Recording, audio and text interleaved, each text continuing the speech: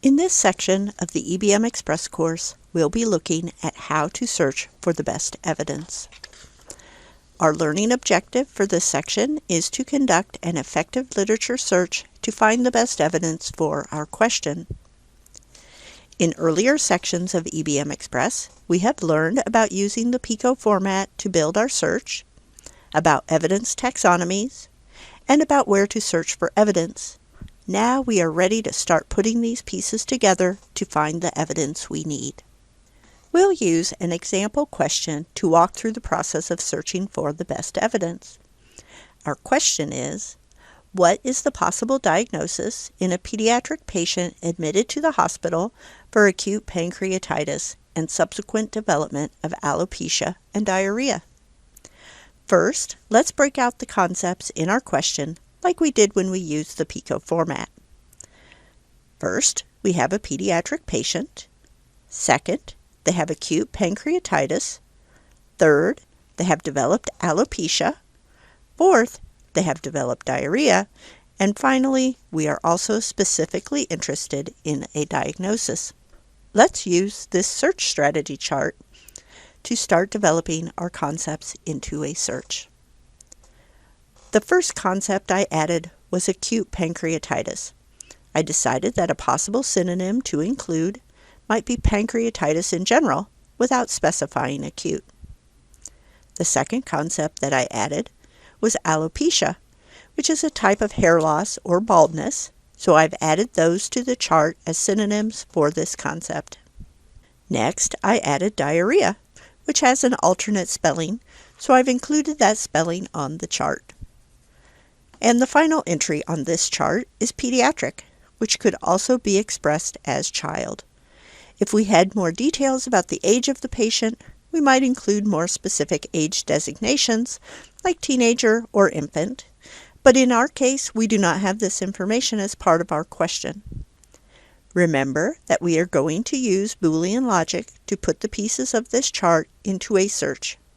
Synonyms that read horizontally across the chart are put together with OR, and each concept that reads vertically down the chart is put together with AND. You may also notice that I have not included diagnosis as a concept, but I will keep it in mind as we search for the evidence and look at our results. Translating our chart into search components gives us acute pancreatitis or pancreatitis and alopecia or hair loss or baldness and diarrhea or diarrhea and pediatric or child. Now that we have built a search, we need to decide where we want to search first. We have several options, but PubMed is frequently a great place to start for biomedical questions. It will likely have relevant results, plus it will give us a sense of how much literature is available to answer our question.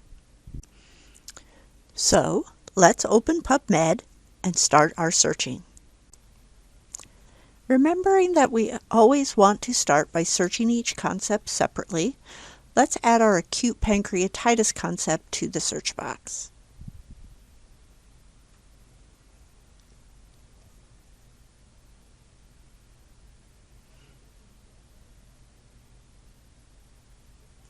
And we'll click search. This brings us to our results page, and we can see we did receive quite a few results. So let's do a search for our second concept next, which is alopecia.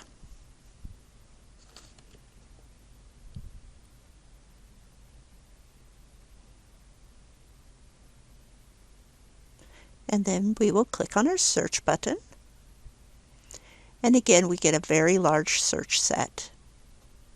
So let's click on Advanced. This takes us to the Advanced Search page where we can start combining our concepts. First, we're going to add alopecia to the query, and then we can add the acute pancreatitis concept.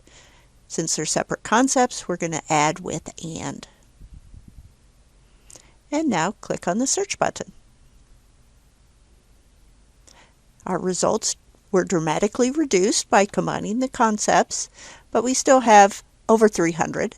So let's add a third concept.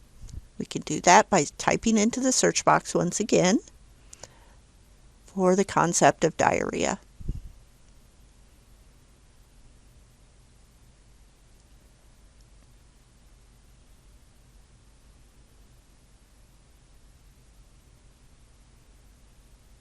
And then we're going to click on the search button,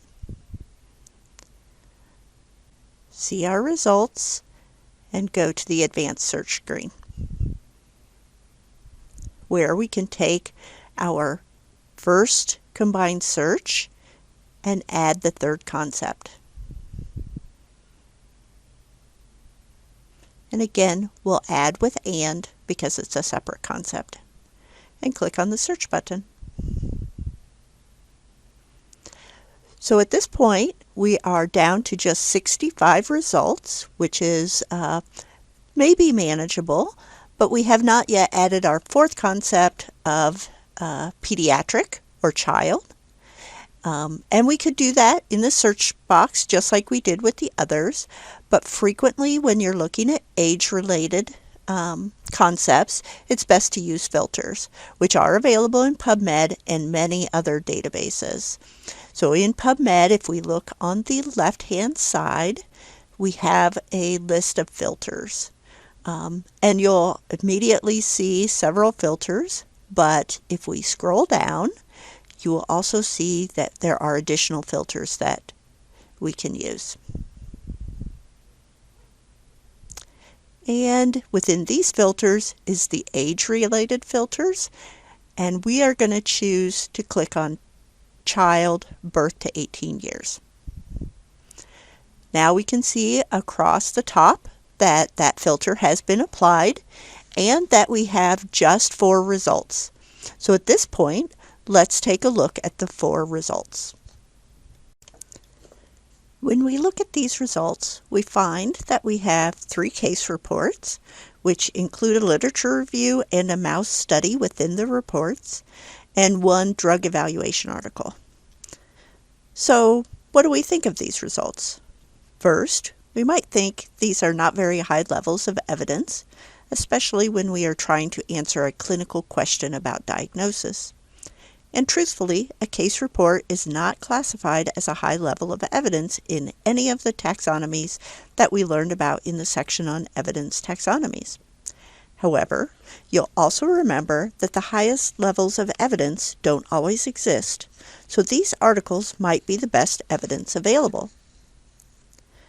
When you come to the end of your search, you should always evaluate whether you are really done with searching.